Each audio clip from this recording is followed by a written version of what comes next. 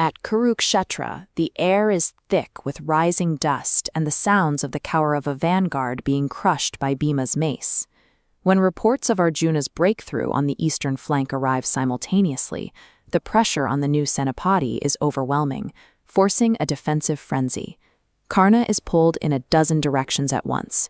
The serpent Ashwasena is hovering nearby, demanding his help to kill Arjuna, while desperate Kaurava allies are screaming for rescue as their lines collapse.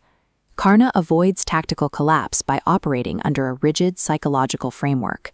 This system allows him to process these conflicting emergencies and choose a single course of action without hesitation. This framework is a hierarchy of duty.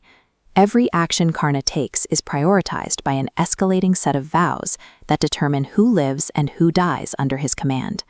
This absolute loyalty to his own rules is his defining strength, making him the most dependable warrior on the field. However, this same rigid structure will soon force him into an agonizing choice between victory and friendship. This predetermined list of obligations serves as Karna's battlefield compass. It dictates exactly who he is bound to save and what he is required to sacrifice, regardless of the carnage around him. We see the first layer of this system during a skirmish, where Karna's personal morality is challenged by an unarmed opponent. Karna refuses to strike the defenseless warrior.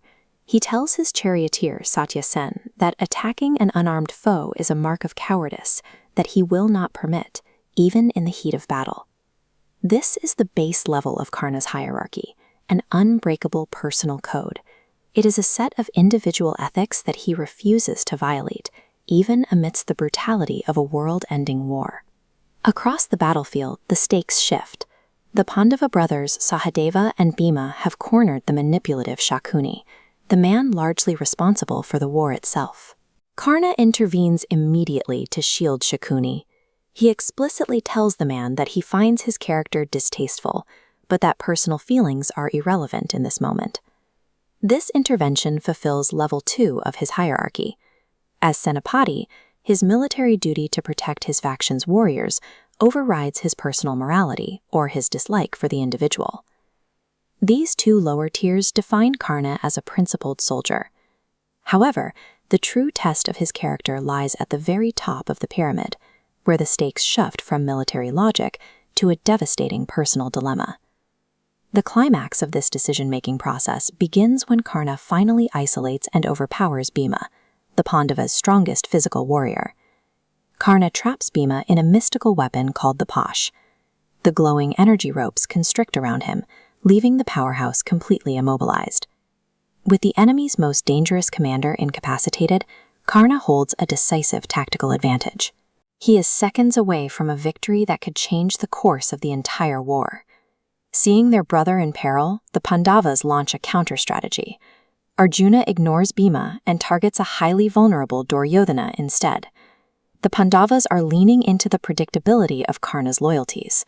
They know that by threatening Duryodhana, they can force the Senapati to abandon his own tactical advantage to save his king. Karna's charioteer sees the threat and calls out in a panic, urging Karna to abandon his duel and secure Duryodhana's life before Arjuna can strike. Karna makes his choice. He discards his guaranteed kill on Bhima and shouts a counter-threat to Arjuna, forcing a mutual stand-down that preserves both Duryodhana and Bhima. This choice represents the absolute apex of his hierarchy. Here, Karna sacrifices tactical success and personal glory to ensure his friend's survival. At the very peak of his moral framework, Karna acts as a devoted protector. He is willing to trade a total military victory for a single life, prioritizing his bond with Duryodhana over his role as a commander. Immediately after the standoff, Karna rushes away from his captured enemy to physically shield Duryodhana from further harm. Although Karna fulfills his highest duty, his sudden shift in position leaves his original flank completely exposed. He has traded a secured perimeter for a single man's safety. Left unguarded, Bhima harnesses his divine power as the son of the wind god, violently shattering the mystical energy restraints into 1,000 pieces. The ripple effect of Karna's departure is immediate. An unchecked and enraged Bhima redirects his bloodlust toward Dushasana, who is now defenseless without the Senapati's protection. Bhima mercilessly executes Dushasana, fulfilling a blood oath to avenge the historical humiliation of Draupadi. Karna has executed his moral framework with absolute precision. Yet, the military reality is catastrophic. The act of saving his friend's life created the exact opening needed for the gruesome death of his ally. Karna's devotion to Duryodhana defined his character as a friend, but it also functioned as a predictable vulnerability. By following his hierarchy to its ultimate conclusion, he allowed the Pandavas to strategically dismantle the Kaurava army piece by piece.